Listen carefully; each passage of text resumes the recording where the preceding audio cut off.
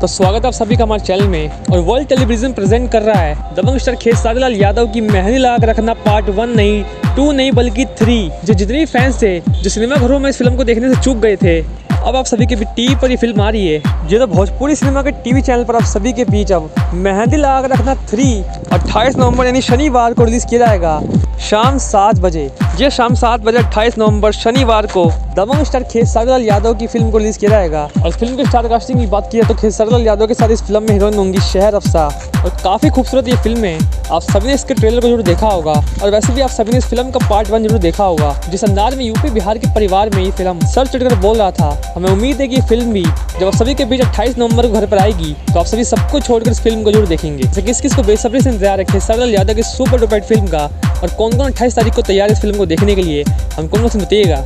और sir interesting videos को पाने के लिए हमारे चैनल से बने रहिए। मिलते हैं नेक्स्ट वीडियो में, तब तक के लिए धन्यवाद।